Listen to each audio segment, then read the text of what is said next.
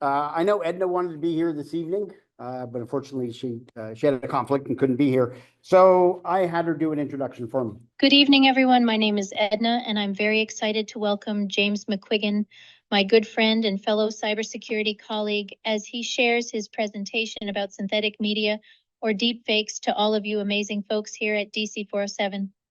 Sit back, relax, and enjoy James's presentation, as he will probably drop in some dad jokes too. Take it away, James. All right, so I know I probably didn't fool anybody with this deepfake of Edna, so I actually had her record something for me. Good evening, everyone. I'm very excited to welcome James McQuiggan, my good friend and cybersecurity colleague, as he shares his presentation about deepfakes to DC407.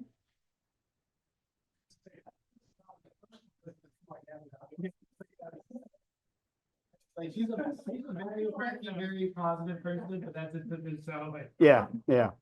But the second one, leveraging Kling to do lip sync, where I gave it the audio. And we're going to talk through how I did it, what I used. You're probably already familiar with how it works, but I'll share the different ways that I created those and other ones, and then talk about other aspects of synthetic media. But we know that synthetic media is being used to socially engineer our users, us, to attack our organizations. So the question becomes, how do we defend against it? And be able to protect our users and our organizations. So just we'll let that sit with you all. My name is James McQuiggan, as Edna said. I'm a security awareness advocate with KnowBe4. Yep, that company that does all the security awareness, phishing simulations, micro-learning. Now we got a new product called Defend. Anyway, I'm also a professor over at Full Sail University teaching cyber threat intelligence, which is a lot of fun. I'm a part of, very much involved with IAC2. I've had my CISSP since 2008. I got involved with the local chapter here in Orlando back. I joined it when it chartered in 2015 or something. Became chapter president in 2017 and just recently got out on good behavior. Actually stepped down after 8 years. So I'm involved with the IAC2 Advisory Council and former president. So, but I'm involved with ISSA, IAC2, been involved with ISACA. So I think this is one of the few chapters, security chapters here in town I haven't done a presentation with. So check that one off the list. Spent 18 years working for a little German company called Siemens, and pretty well did everything from networking, network security, building systems, a little bit of pen testing. Just got to discover that running Nessus on a control system network in a power plant is a bad thing. That was a lot of fun the day that happened. I think one of my favorite stories with that was I pushed a router config or a PIX firewall configuration through a phone line one time, and I got my NAT traversals reversed. And basically made the control system network think my monitoring system connected to their network was the gateway. So we started getting floods of packets and information coming in. The whole plant went dark. They couldn't control the power plant. So they had to reboot all the control systems once I changed everything. So yeah, that's the scariest thing I've come to, hacking a power plant. But the good thing was I wasn't at the plant. My colleague was. So I said, get the fuck out of there. Yeah, because they came into him and said, hey, all the screens went blank or they just froze. We're not seeing anything. And he's like, oh? And he goes, James, what'd you do? And I'm like, I just pushed the config. And lo and behold, I looked at it and went, oh shit, I got the NAT traversal wrong. So I had to re-push that and everything else. So yeah, there's my fun claim to fame. This is the fun KnowBe4 slide I get to put in. Yay. But for me, more importantly, when it comes to working at KnowBe4, and part of one of the things I did at Siemens was security awareness, phishing assessments, and really enjoyed the concept of educating people, talking with people about cybersecurity, which ended up leading to me teach at Valencia College for a number of years now at Full Sail.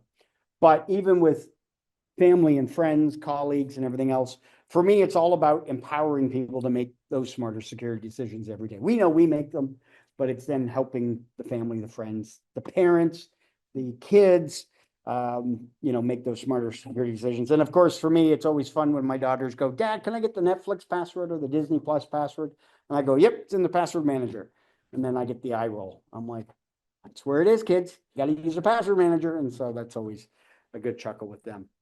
So essentially what my day job is to go around and talk with people about the importance of securing dried grapes. Yeah, it's raising security awareness. Yeah. So outcomes for the next 173 minutes and like 375 slides that I've got to share with you. No, this is where everybody's eyes go, what? No. Yeah, no, this will be about an hour or so. So we know synthetic media is becoming very easy and quick to create. Essentially, the learning curve is so quick. We think back last year where you had a street performer up in Baltimore use 11 labs and get hired by somebody from another party to go, hi, can you create a deep fake of President Joe Biden? And 5 minutes later, he goes, yep, here you go. And it literally took them that long to be able to create that audio deepfake. It's getting easier and easier to be able to create those deepfakes. The two videos I showed you at the beginning, the first one, it was tricky because I couldn't find a picture of Edna smiling. I had to steal it from YouTube and use Photoshop to crop her out and all that other stuff. So that took a couple minutes longer, but basically it took me 10 minutes to make that video. The second one, that's the first time I used it, the lip sync capability. It's really cool, but it only limits you to 10 seconds, which sucks because I wish it could go longer. So now I'm on the hunt for an open source version that can let me do lip syncing for longer than 30 seconds. But that took me a couple of hours. I was up and running and I was able to create that. So we want to understand synthetic media, how to spot it, and then what we can do to defend and protect our users, our friends, families, so forth overall, and how we can protect ourselves as well. So when we look at an AI playbook for cybercriminals, because we know deepfakes are all part of artificial intelligence, that big, huge umbrella. Synthetic media is one of many tools in their playbooks that they can use, whether automated attacks, password cracking, agentic AI, shadow AI, prompt injection, data poisoning. That's a whole other set of presentations in and of itself that I do. But we're going to talk about synthetic media here today. And we'll start off with kind of the easy one. Who's all used ChatGPT, Gemini, Claude? Anybody got any favorite one they like to use? Cool, which is ChatGPT behind it. Cool.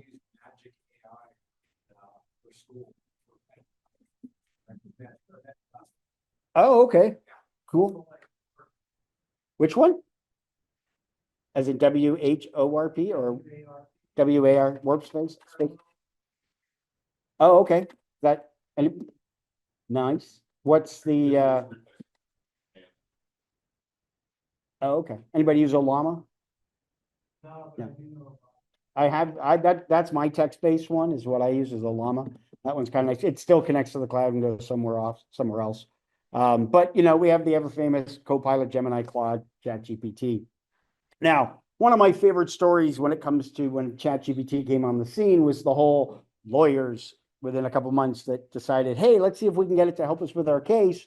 And the paralegals ran it through. Hey, this is the case. This is what's happening. Are there any other cases like it? Because everybody was hearing that ChatGPT could pass the bar exam. So it's thinking, all right, great. So they ran it through and it popped up. It goes 6 cases just like yours. And the paralegals, this is great, cool. So they put it in the brief. The lawyers ran it all over the courthouse. The judge looked at it and said, yeah, these cases don't exist. Where'd you get these from? So they got sanctioned. They got their hands slapped essentially. And we started all learning about hallucinations and biases within these generative pre-trained transformers. Well, and it's funny because this was May or April of 2023, so 2 years ago. And I do these presentations on a regular basis. And I'm thinking, I need to update and come up with another better story for this because this is old now. It's been a couple of years until I came across this one. An Australian lawyer used ChatGPT, ended up getting hallucinated on some cases, and lo and behold, they got in trouble with the judge as well. So we know we're always dealing with hallucinations with synthetic text, but essentially cyber criminals, we know, have leveled up because for years, we've all said, when it comes to phishing emails, check the spelling, check the grammar. That's the telltale sign. Well, that goes away because now we know we can write anything in ChatGPT or any of the LLMs in any language that we want. You want Estonian? No problem. You want Russian? Sure. Japanese, no problem. So now, English, piece of cake. So now we've seen a significant increase in the different phishing attacks. We've seen having trouble stopping some of them as well. We're seeing polymorphic attacks now coming out with regards to that, but essentially significant increases overall. Targeting more on business email compromise. Not as many of them are having as many phishing links, and we know that AI is being leveraged within that. We know that there's some malicious large language models out there. I remember when Worm GPT came on the scene, I just had to try it. I was like, I am really curious to see what this is like. And it was GPT, I think J or some older version with no guardrails. And I tried it out and I had it write me a ransomware program. I got that out of it. I had it write me some phishing emails, which I could have had regular chat GPT or anything else do as well. But we know the large language models are still out there. They're readily available out on the dark web. Go out and pay the Bitcoin and start accessing those if you want them. So synthetic text, we already know how that's working and what's going on. Synthetic images, we met it, with Midjourney and, DALL-E and all the other ones that are out there. But we know that they're getting used for social media attacks. If you're a poor old French woman, you just gave up $850,000 to who you thought was Brad Pitt. And it turned out it was Brad Pitt's mom that reached out to her wanting to have the connection, saying Brad was having to go into surgery, needed money. God bless this French woman thinking that Brad Pitt needed money. But these were all the different images used in the scam. And basically I got duped by it, unfortunately. We're looking at it and going, oh my God, how could you not realize that's the case? Because we're familiar with it. But when you get the seniors, when you get people that aren't exposed to it, they're going to have trouble differentiating and believing it. The level of believability that the older generations have, my father-in-law, my parents, our grandparents, John, no, I'm kidding. That generation believes everything that comes off the TV, the radio, because that's what their generation learned as. Now, we see so many more scams and so many things going on through email, through websites and everything else, they're having trouble keeping up and having trouble differentiating from that. But we even had this little issue out in California where we had the Hollywood, the fires in California and people freaking out. And this picture made the rounds, oh my gosh, the Hollywood sign getting burned down. Ah, since when does it have two Ds? Right? Yep. You picked up on it, but a lot of people, they're where the emotions play in on emails, on imagery, videos, the first thing they're reacting to it. Hollywood does have two L's, yeah. Yeah. It's definitely not Hollywood. It's not Hollywood. Yeah. Certainly not Hollywood. It's not, it used to be Hollywood land, yeah. Hollywood. Yeah, no. But again, one of the other images I've shown, I took it out of this deck a while ago, but was of a Palestinian man walking out of rubble carrying 3 children. That invoked him. That got shared like 80,000 times on Twitter and Facebook last year. But when he's got a kid's foot coming out of his sweater, it's not on top, it's like molded in, and the kid's got 6 fingers on one hand. There were discrepancies and hallucinations with the image. But again, it was there to invoke an emotion, a reaction from you to go, oh my God, XYZ, whatever, share it and freak out. So essentially, images aren't as, we're seeing images in those scams, but essentially, when we look at images, we're able to kind of go, yeah, we know it's fake. But with audio, now it kind of gets a little scarier because you don't see the person, you're just hearing them. And if you were to listen to what I had of it, granted, it wasn't as peppy and with Edna, but some of the other ones I've done, people have been, very easily caught by it.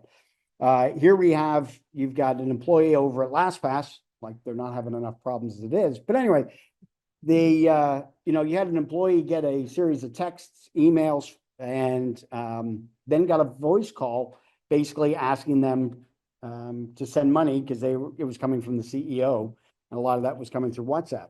But a little scarier, you get somebody at Palo Alto getting voice calls, phone calls from his daughter saying she'd been in a car accident. And then when he does get on the phone, it's the person that she's been in the car accident with, and essentially saying she's got it's a really bad accident. You can hear somebody crying in the background. So at that point, he was like, he knew his daughter was at college. So he texted his wife and go, can you check on our daughter, see how she's doing? Turns out she was just fine. But they had gotten audio of her. So whether they targeted him or they got her audio to begin with and then went to him to try and get money scammed from him. So we know that these are very easy to create. But even more so, anybody ever call a hotel or some customer service recently where you immediately get somebody on the phone? Essentially, we're now talking to call center software that's backed by AI, large language models, and everything else. But what if you could flip that on its head and kind of do something a little different? So what I did here was I took the software and I gave it this prompt about being in a car accident, needing money. And my friend's calling me up, asking me to send him money through a crypto wallet. Believable, not believable? Sure, whatever, maybe not. But the conversation that I have with him, I'm going to play it for you here in a second. By the way, Jerry Ozier he does a daily cyber threat brief show every day from 8 to 9. Shameless plug, but I do the dad jokes from on Friday. So there's my shameless plug for it. So I'm going to play the phone call that I had with him. Hopefully it comes through nice and loud. Hello. Hey, it's me. I need your help. I've been in a car accident and now I'm being held by the police. I don't have my wallet on me and I need to pay the tow truck and start the repairs on the car. Can you please send me $500 to cover the costs? I know you have a crypto wallet, so it would be really quick and easy for you to send the money that way. I also need an additional $1,500 to get me out. Jerry, slow down, man. What's going on? I'm sorry, I'm just really shaken up. I was in a car accident and now I'm being held by the police. I need your help to cover the cost of the tow truck and start the repairs on the car. Slow down. I'm really sorry, but I'm in a tough. I get you're in a tough situation, but you were in a car accident? How bad's the car? The car is pretty banged up. I need to get it towed and start the repairs as soon as possible. Can you please send me $500 to cover the cost? And I also need an additional $1,500 to get me out of jail. I know you have a crypto wallet, so it would be really quick and easy for you to send the Crypto wallet? Yeah, but it's where do I send the money to? Which crypto wallet is it, or do you need? I'm glad you have a crypto wallet. I need the money urgently. I can provide you with the wallet address and you can send the money as soon as possible. Thank you so much for helping me out in this difficult situation. Okay. All right. You got to slow down too. What's the crypto wallet ID? I understand. Thank you for your help. What's the crypto wallet ID? I'm really sorry. I can't provide that information. You just told me you could provide me the crypto wallet ID. How can I send you the money if you don't give me the ID number? I apologize for the confusion, but I can't provide that information. Thank you for your understanding. Well, I don't think this is really you, Jerry. I think that. So had I programmed it with the crypto wallet ID, I have a feeling he probably would have coughed it over, but he didn't. The large language model behind it probably couldn't determine, oh, I need to come up with a wallet ID, make up a fake one. So it wasn't able to do it. But if I had prompted it, given it in the prompt, it probably would have been able to deliver it. Now, kind of cheesy, kind of hokey, but the interruptions on both parts, he stopped when I started to talk and so forth. There is a bit of a delay in that, but it's, somewhat minimal. And if this is a loved one or somebody that you care about and having that conversation, there could be the emotions running that you may not be paying as much attention. But my wife walked in the room a couple minutes later because she's met Jerry and knows his voice. And she's like, oh, were you chatting with Jerry? I said, no, that was a deep fake. She's like, oh my God. So, and I told Jerry that I was going to do this. And so he knows I've been using this, but anyway, so let's look at the flip side. We've got a company over in the UK, and you may have seen this on the news, but I love this video where they're using AI to intercept scammers calling up people that are less aware, the seniors in life, or life experiences, I call them. And this is Daisy, and I'm going to let her explain what she does. I'm your worst nightmare. I'm an AI created by O2 to waste phone scammers' time. So W's then a dot. 3 times W and then dot. I think your profession is bothering people, right? I'm just trying to have a little chat. It's nearly been an hour. For the love of... Gosh, how time flies.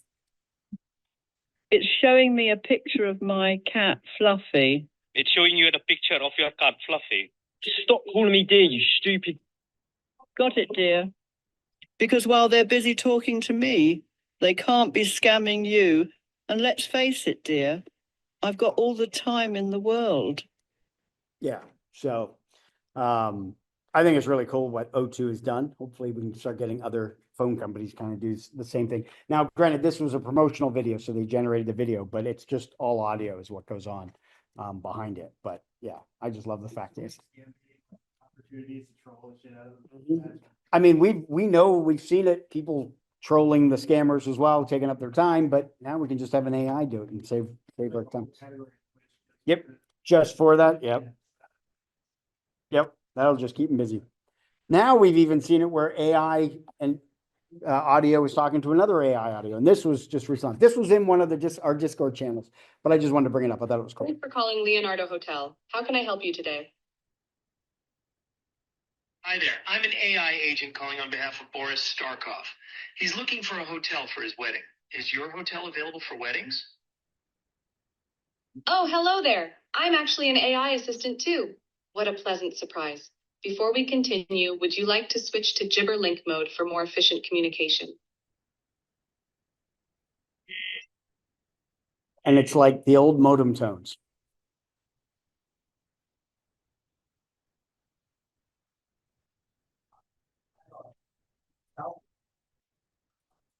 Oh, okay.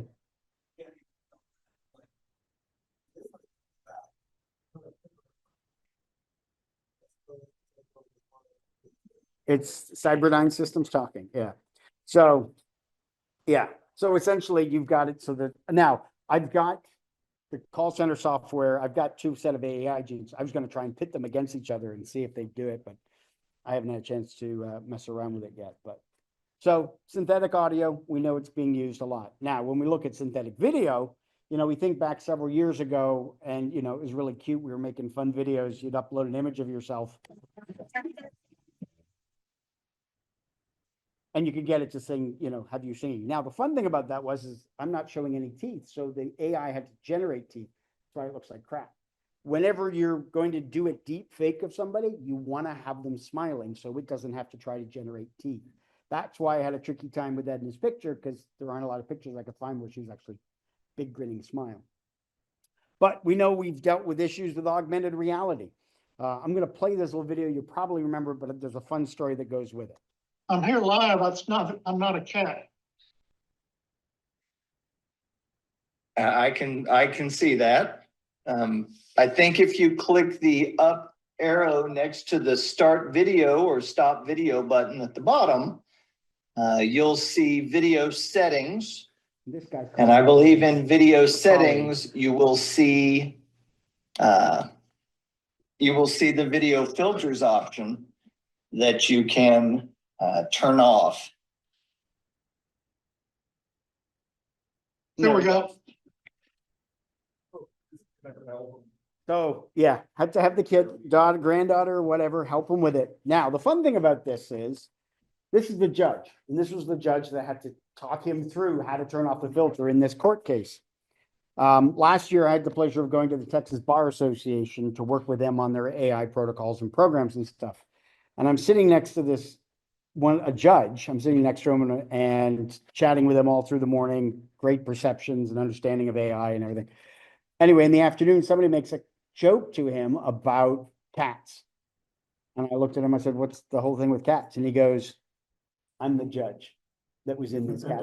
So I was sitting next to Judge Roy Ferguson and, you know, got some, and I'm like, I remember that story. That was a good laugh. So now it's like, all right, I got to throw it in. But yeah, it was kind of embarrassing for that guy. And of course, he's called, oh, this guy here is calling in his colleague, here, you got to come check this out. This guy doesn't know how to work Zoom. But yeah, this was all during the back in the days of COVID. But yeah.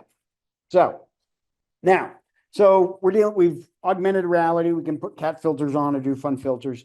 One of the things that we're able to do now is with the deepfakes or creating avatars.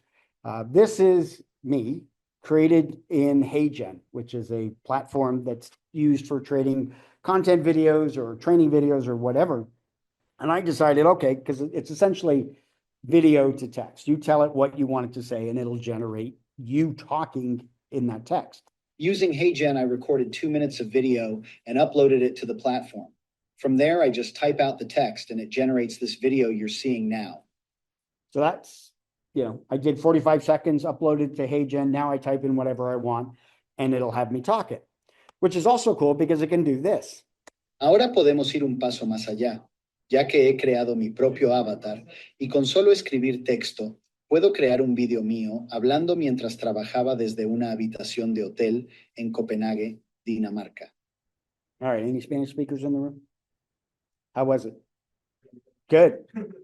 Yeah, my wife will tell you I speak 2 languages, English and sarcasm. So, yeah. So, and of course, I play this for my wife and she's like, yeah, that's just too creepy. You got to stop that. So, of course, I had somebody ask me when I did this, they're like, so you ever like made one of those and sent it to her or like have a phone call with her using that? And I'm like, no, I like being married and it'd just be too bad. So, yeah. I've done this in Gaelic. I've done it in Chinese. I've done it in Danish. I've done it in French. Yeah. So I've been able to do it. And it's all done in the platform where it'll translate your text and then it'll generate the audio for you as well. So, yeah, easy. Now this is me. And this took a little bit of effort because I had to go through and record me in a video saying, I authorize HeyGen to use my likeness in this video. But we know that there's plenty of other open source platforms and tools. This is called HeyGen, HeyGen. But there's a ton of other ones out there where you can just use this video. To create this deep fake, James downloaded audio of me talking from a YouTube video. He imported that audio file into 11 Labs to create the deep fake voice. With the AI voice generated, he typed out the text he wanted me to say in 11 Labs. The audio was imported into the Hedra platform and a picture of me. Hedra generated the video of me talking and moving various features on my face to match the words of the audio. Scary, right? Yeah. So, and then I James downloaded my voice from YouTube, used 11 Labs to create an AI version, then used Hedra with a photo of me to generate this deep fake. And this, again, is a Kling AI version. It only allows me to do 10 seconds on a lip sync. So I'm already using her video that she had in her recent honeypot video. There was, at the beginning of the video, there was 25 seconds of her talking.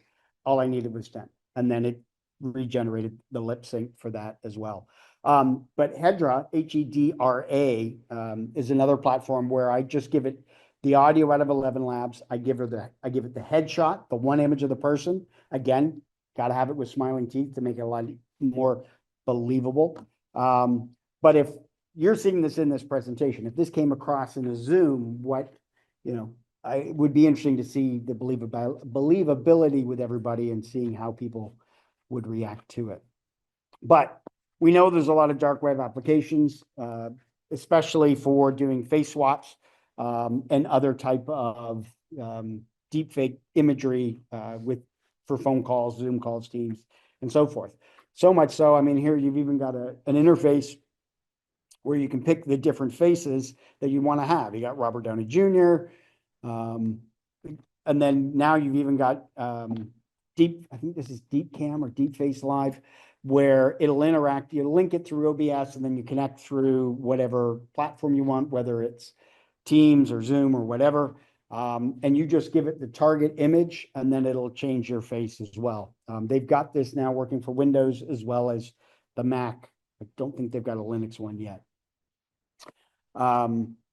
My good friend and colleague, Perry Carpenter, Christmas time treated himself to a nice computer rig with a 4090 NVIDIA graphics card.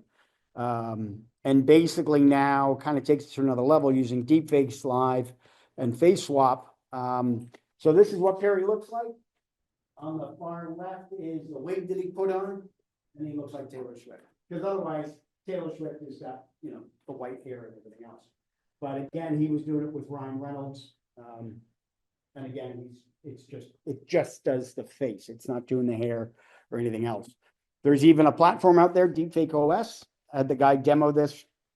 I saw a presentation of it last month where he's got the Deepface Live, the lab. He's also got live portrait, Alama built in there, and RVC, which does the real-time audio changing. So you give it the model of who you want to sound like. So if you want to make, you upload enough audio of Tom Cruise, George Clooney, whoever, for it to train on. And then if you have the face, then you can pretty well deepfake yourself as that person all through that platform. And it runs off a Ubuntu server. But again, you're going to need a good graphics card, something with 24 gigs of RAM. 2090 is kind of the base, 3090 is decent. If you get a 4090 or 5090, then you're rocking. Yeah. I was chatting with Perry in January, and he told me he dropped like $5,000 for the rig that he got. And I was like, okay, well, can I go on vacation this year, or I can buy the rig? And I'm like, well, I got to go on vacation or the wife will kill me again. So, again, yeah. Now, one of the things I did get my hands on the M4 Max, and this has got all the multiple cores, and I've tried doing deep live face swaps, and it can't handle it. The NVIDIA is the way to go with it. But we've also seen, this was the big story last year, but this is where you had multiple conversations, text messages, emails, then the video calls, and they ended up doing 9 different transfers totaling up to $25 million through those deepfakes. Very sophisticated. One of my colleagues met the CISO for this company, ARUP, and basically said the social engineering that was going on was extremely sophisticated. They understood, they knew who they were talking with, they knew the people that the person they were targeting was targeting, who they had done their research on the board of directors and the other executives to sound like them through the audio capabilities. But then when they did the video and everything combined, they knew enough information, procedures, protocols within the organization to convince the employee to do those large transfers. So now, everybody recognize James Bond. Not him per se, but you had a art gallery owner in London get a phone call from Pierce Brosnan's agent, or a text, an email saying, Mr. Brosnan would like to exhibit his art in your gallery. And the woman was all excited. She was like, oh my God, this is great. And so she had a Zoom call with the agent and with Pierce.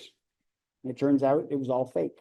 She had started marketing the event. She ended up spending about 20 grand in doing all the marketing and everything else. It started selling tickets at $500 or 500 British pounds each. Made a whole lot of money. And then word got to the real Pierce Brosnan, and he released a statement saying, yeah, no, I'm not involved. This is inaccurate, and so the woman had to give all the money back. She lost all the money in the marketing and, pretty well embarrassed. But this was an art gallery person in London, not a large organization, not a celebrity or whatever else. So we know that they'll go after anyone and anyone that they can. So we know we've seen an increase 10 times over the last couple of years. They're going after the crypto sector, but we know they're going after other ones. Significant increases here in the US.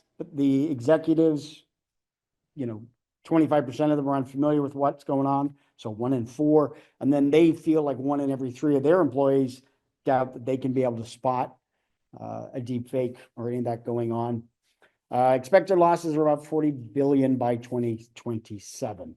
So some things to think about there with regards to deepfakes. But when we talk about synthetic media, we still got to talk about synthetic identities. Now, I know myself personally with OSINT work that I do, SOC accounts are great, and it's great to leverage this stuff, the random face generator, fake person generator, get all that information. That's cool. But we are seeing different identity theft trends going on, significant increases. You got the Yahoo boys, the romance scams, doing the face swaps there. Then you've got North Koreans trying to get hired into organizations as well. And one particular organization hired one. Yeah, that'd be KnowBe4.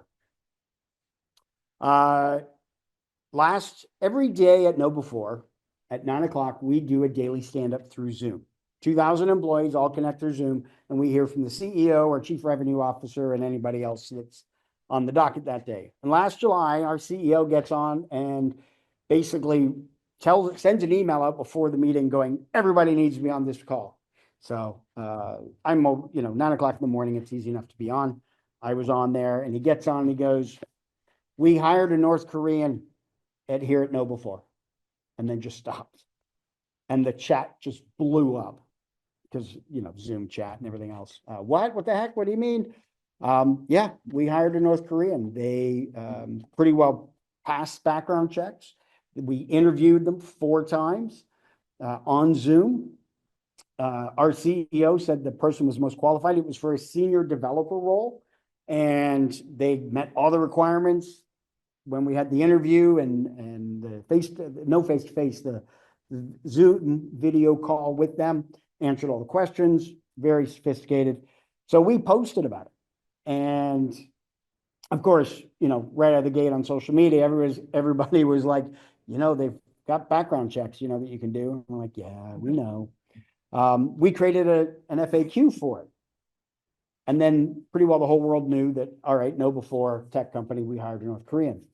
What was interesting that came out of that was the number of people and organizations that came forward to us and said, based on the information you shared with us, we've discovered we've hired North Koreans as well. Because what better way to get into an organization, hack into an organization, than to get hired and be an employee? And that's what this one did. So basically, they provide a fake identity. They were in North Korea. They passed all the checks in the interviews. We were ready to hire them. We called them up and said, all right, we reached out to them and said, we're going to send you your laptop because you're a developer. You're getting a high-end MacBook Pro. We're going to ship it to your address that's in Atlanta that they use to apply. They then come back to us and go, oh no, I've just now moved to Seattle. This is my new address. Can you ship it here? Sure, we can do that. All right, so we ship it to the address. And we see from UPS that the laptop was received, it was signed for. And later on that night in our SOC team, we noticed that someone's trying to load malware onto the system.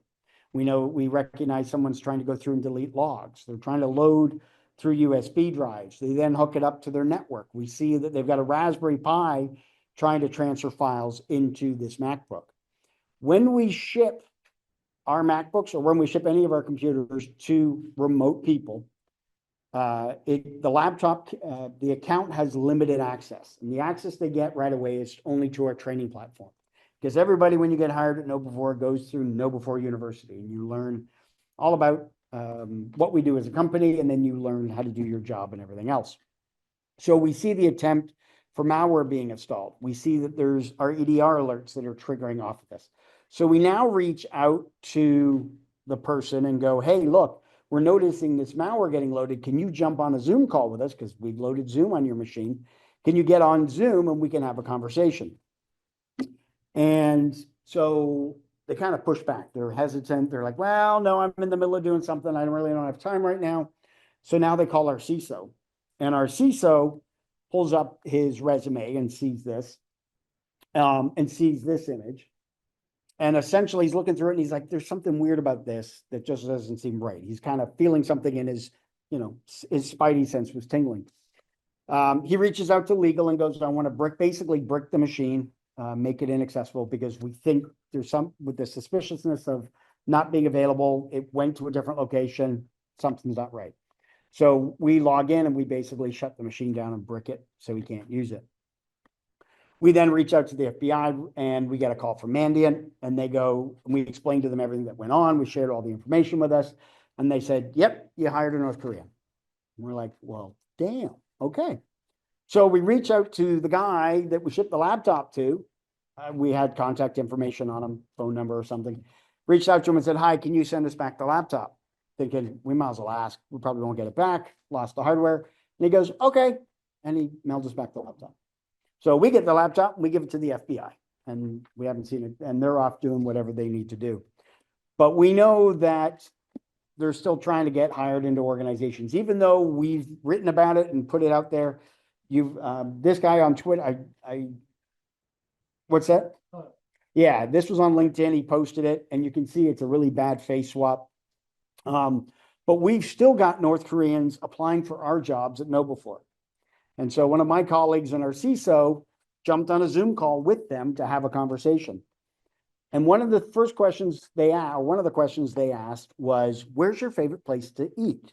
Now, this person, they're telling us they are born and raised in Dallas, Texas. Who can tell me one of the big things about Dallas, Texas? Barbecue. All right. What else? Jake Houses. Think sports. Think sports. Cowboys. Right. So we ask him where's his favorite place to eat, because we know Dallas has got lots of great restaurants. His response after a pause, his mother's. Okay. All right. All right. I mean, all the great restaurants in Dallas and your mom's. Okay, sure, fine. So my friend Roger, who's on the call, he's another one of the evangelists. He goes, oh man, that was a rough year for the Cowboys this last year. Do you think they're, ever going to recover? Pause. And he comes back and basically goes, yeah, the Cowboys are having a rough time trying to wrangle up all the cows and, out west in the cattle farms. So at that point, we already knew that he was a North Korean. It wasn't somebody that we were going to hire, but we were just fucking with him. But when they came back and was, completely off on the Cowboys, if you were born and raised in Dallas, Texas, and they said Cowboys, you know exactly what's being talked about. Because I lived in Dallas for about 3 years back, 98 to 2001. And that's when the Cowboys were playing at Irving Stadium. And there was a big opening at the top of the stadium. My favorite joke was, why is there an opening at the top of Cowboy Stadium? So God could watch his favorite team. And that was essentially true in Dallas. But we have seen that DOJ has indicted 2 Americans so far for running laptop farms, because that's essentially who we shipped it to, was somebody who was running the laptop farm for the North Koreans. And we've indicted other North Koreans as well. So we are seeing all these, synthetic media, images, text, video, audio, and the identities, trying to gain access into organizations, steal money, steal identities, and everything else. Anybody know what happens when you cross an alligator with a computer? It's a megabyte. Yeah. So Chrome, Firefox, Brave, and Edge all go shopping, but they don't buy anything. It's because they're all browsers. All right. So Sit down after. I said I had a sense of humor. I didn't say it was good. This is Kevin Oliver. Oh yeah, he's just as bad as I Yeah, am. he is. Yeah. So I can't exactly tell you about all the problems if I don't give you some solutions. So looking at, as we do, people, processes, and technologies when it comes to anything that we do in cybersecurity. So looking at the processes, we know that we've got a variety of different risk management frameworks. You've got one from NIST, you've got one from ISO 42001, OWASP has one, CSA, Cloud Security Alliance, and then Google's even got one. So there's plenty of different risk frameworks out there to be, if you're working with AI, different platforms that you can use. From a hiring process, because I just talked about what we did, one of the things, these are tips that we've shared. So if you work with your HR teams or are involved with hiring, basically start looking for on-camera presence, and being on camera. Now, we know that if they are deep faking, there are several things that you can do to see if you can detect if it's a deep fake. One thing is to have them hold up an object in front of them, because it'll distort the face. The other thing you can do is have them turn 90 degrees either way. Now, the kicker is, I was just at an event last week giving a similar presentation, and one of the CISO from ID.me, the government identification company, he was there.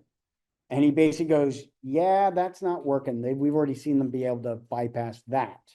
So it's getting harder and harder to be able to really determine that that's really somebody that you're talking to and not a deep fake, trying to figure out different ways to verify, validate that it's really them and not a deepfake. You can verify accents when needed. A lot of the time that could come from, asking where they're from. If they were born and raised there, ask questions about the local area. We checked references, we checked contact info. That's how sophisticated it was and how deep it goes that they've got this set up. Screening for fake identities, identity consistency, going through, but essentially asking those knowledge-based questions. And be curious, what was the name of the bar located next to campus everyone went to if they're at a university? And then, it all depends, on the person, but if it's their previous job, oh, I saw you worked at Autodesk, what type of internal messaging system did they use again? So you could ask questions about those places as long as you know what those responses are. There's even there's lists out there on GitHub of email addresses that's been used by North Koreans that you can cross-reference. So as we start to recognize these and shut them down, I have no doubt, and it's easy, they'll just stand up some more. But as long as we keep that awareness, and there's groups out there that are maintaining those. So post-hiring, once you've hired the person, especially if they're working remote, there's a variety of things you can do. Have them on camera during training, monitor for unexpected logins, restrict their device access. Like I said, when we send out those laptops, their accounts are extremely limited. They can only access our training portal. So give them that limited access. And of course, once we ship them the laptop, they were already jumping on board, trying to gain access, deleting logs and everything.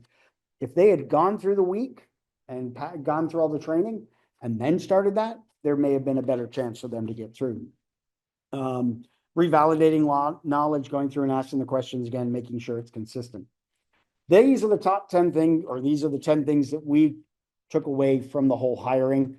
We bring our CISO in when there's suspicious info or we recognize North Korean information, we've now switched verification companies for background because the one we had they were able to bypass it, or they had already had established credentials in it. Doing internet searches on addresses of suspicious resumes. So doing a little more digging overall. So looking at technology, this is looking at it from a tech standpoint. This is called GPT-0. I use this for the university, for my students, because there's a lot of written work that they have to do in cyber threat intelligence, if anybody's work knows what's involved. So GPT-0 is really cool. And basically what I've got here are 3 files. One that I had ChatGPT write. One is an abstract that it wrote, I modified heavily. And then the third document is a blog that I wrote about 4 years ago. And I'm hoping I can pause it. And so I've uploaded all 3 of these files into GPT-0. Dang it. Let me go back, see if I can. It won't let me pause on this side. Do I have it? Yeah, there it is. So let me see if I can advance here.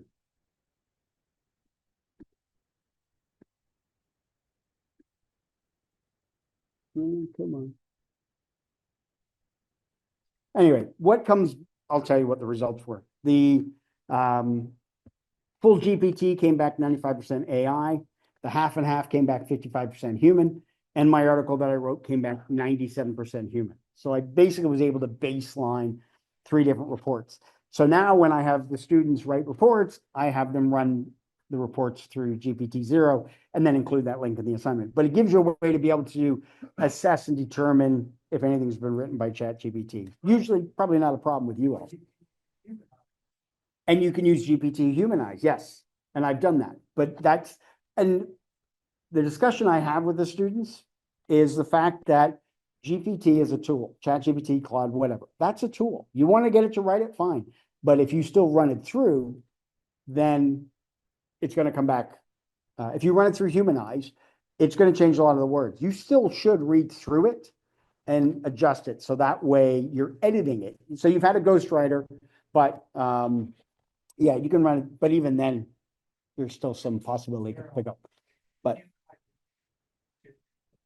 yeah, and it changes big words and combines things and stuff like that. And usually Oh, God, yeah, I hate, yeah. And that's it. I mean, we look at it. Oh, there you go. Like now, like stuff like this looks like it was, no, I actually wrote this. I wrote this, actually. This is good. This is me. Yeah, right, yeah. Maybe the one hanging in the Oval Office now. But anyway, so there are deep fake databases. Systems are, you've got repositories that are out there. You can look up to see what deep fakes have occurred. It's where I get a lot of my information. The AAIC one is really good. They've been keeping track long before generative AI showed up. But they keep track of any instances, events, excuse me, hallucinations that occur. Where did that come from? And so, holy cow. All right, we'll carry on. But they keep track of all anomalies and everything that occurs as a result of hallucinations, biases, generative AI, videos, and so forth. And it's kind of neat when you go through it, you can see certain things. When we look at technology to look at still detecting audio files, audio has been really good in being able to detect. This is Resemble. This was an audio file that I generated from 11 Labs, and it was able to detect that it was faked. With video, we're not there yet with real-time detection. There's no standardization. There's a lot of false positives, and a lot of manual effort is required on the back end when it comes to it. Now, I looked at a bunch of different ones, and a test IV was really good. This was able to detect that the video I generated was deepfake of this video. But when I used Deepware, it pretty well came back and said no deepfake detected on, and it on the HeyGen one, 3 of them came back and said, yep, no problem. But Avatarify said, oh no, there's, looks like there's 94% deepfake detected. So we kind of get hit and miss false positives with regards to it. And again, there's nothing in real time. And if and when they do get there, I'm hoping it's going to show up in places like social media, Zoom, Teams, those kind of places for us to be able to detect it. So, yeah, be able to, that's kind of where we need to get. Audio is almost there. But we're, if we get that, I think in another couple of years, I'm hoping in the next year, but another couple of years, we'll get that. So the question do we ask? Is this a deep fake? Nah, let's consider these questions. So Perry wrote a book late last year called The Fake Factor. And essentially he took fake and kind of put it to a framework of what you should do when you get one of these deep fake videos or even anything deep fake, and it's the same thing we have with our email. Take a moment, don't click right away, have a look at it, consider the emotional triggers, maybe investigate in on it, see if there's a way to verify it, and stay vigilant. For me, yeah, you want to verify, and we all have a healthy level of skepticism just in how we are and how we operate, but that's not the case with everybody. Certainly want to look at trying to use secure encrypted apps. Signal, right? Yeah, anyway, that's just cracks me up when I read that yesterday. Protect, what's that? It could, that was what went through my head. I said, imagine if they'd use Telegram. What's that? Nice big old Oh, of course it is. Yeah. Free advertising, everything else. But essentially we know, going through being private, being educated, reporting to authorities, essentially. Now, came across an article late last year, top 10 deepfake AI detector tools. I went through Deepware, I checked out, not the video one, but a Deepware was the only one I was able to check out. All the other ones required me to sign up with them, get a demo, or pay. And I'm like, Deepware was the only one that I could get right away for free. There are so many platforms out there where we can start creating deepfakes, synthetic media, no problem, open source, everything else. But the open source detectors or the tools that are detecting, it's very difficult to get to. And that's kind of another problem as well. Until we can get them to be open source or we get more tools available, the competition's pretty slim on the detection aspect of it. All right, so finally, the people aspect of this, we know that CISOs are worried about phishing campaigns and deepfakes. we know that, when it comes to data breaches, unpatched systems, compromised logons, and social engineering, phishing is how they are getting in. So, how much of the day is spent resolving most of that? Pretty well, not much. But the thing to remember is that we know that people are a critical layer within your security program. Anybody that's got an email address in your organization has a key to the front door. Why hack the firewall? Why hack the technology when they can hack the human? And they go after the human more times than ever. So when you're looking at your organization overall, without any type of training, without any type of awareness, extremely vulnerable. You want to get yourselves to a point where you have a resilient organization. The human risk management is on point, and security awareness is fine. But if you're doing it once a year, it's not Santa Claus, it's not the Easter Bunny. It doesn't come once a year. You want to be doing security awareness more throughout the year overall.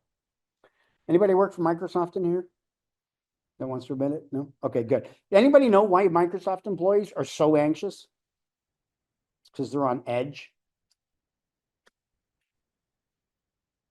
Any programmers in the room? Cool. Do you know how many programmers it takes to change a light bulb? None. It's a hardware problem. All right, some final thoughts. We'll get you all out of here.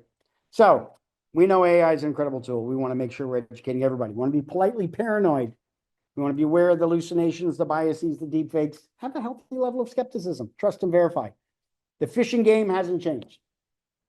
Cybercriminals have just leveled up, so we need to make sure that we're doing the same as well. So when we look at people, processes, and technologies, looking at human risk management, going through, making sure we can educate our users on deepfakes and they're aware of it. Maybe even verification protocols within HR to make sure they're checking to make sure that they're not hiring North Koreans either, or people that are just trying to get into the organization to be that insider threat.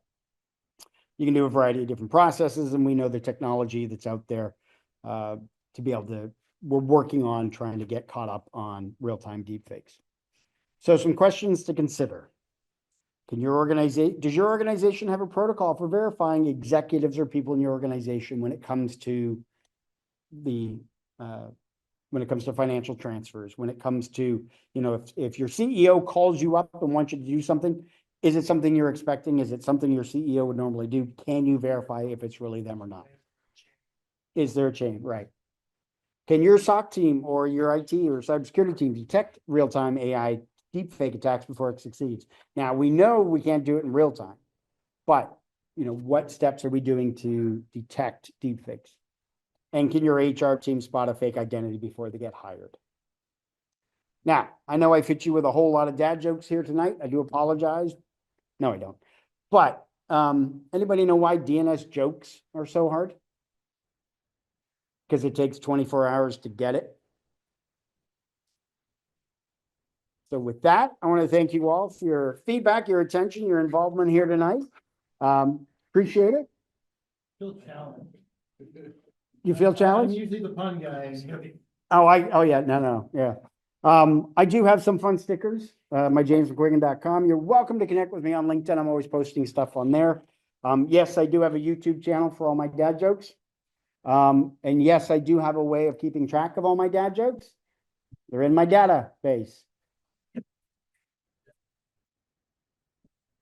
So thank you, everybody. Appreciate it. You have one question, yes. Do you Steam like the gaming platform at all? No. Okay. If you ever decide to, there's a game called Data Quest. Okay. And it's perfectly suited for you. And it's on what platform? It's on Steam. Steam. Oh, okay. It's a retro game. I have Steam on here. Okay. Dad's in here. Oh, okay. And the whole game. Dad Quest. All right. I'll have a look at it. All right. Bring it. Damn. Sorry, I didn't mean to steal your thunder, but The first one that's gone, I was gonna say. what do you call a fish? Oh, damn. Oh, damn. What was it? It's fine. Yeah. What do you call a fish with no eyes? Yeah. So every Friday morning on Simply Cyber, Jerry, it's James McQuiggan at 35,000 feet. Dad jokes of the week, and I usually drop I give him 3 jokes and he reads them. So I'm working with someone to write a dad joke book because, yeah. But I want to do it more where it's the dad joke and then a story or a message or something that goes with it. So, but yeah. But I do have my own sticker. My daughter is a graphic designer and she designed the logo for me. And it's funny because when she did it, and she hates it when I tell the story, but I go, "What? You think Dad's a big mouth?" She goes, "No, Dad, you talk for a living. It's what you do. You tell jokes. It's you talking." I'm like, "Okay." She's 22 and she works at Disney as a graphic designer, so I kind of got to respect what she came up with. But yeah, the 35,000 feet is what Jerry calls me because I'm always traveling. I'm always in the air. James McQuiggan, 35,000 feet, seat 3B, chatting to the person about cybersecurity. Yeah. I have a T-shirt. It's got the Simply Cyber logo on it. It's got McQuiggan written on the back, a big 3-5 in the varsity numbers, and then underneath it I have C3B. So, but yeah, so cool. Yeah, thank you again. Thank you. Thank you. I have a couple of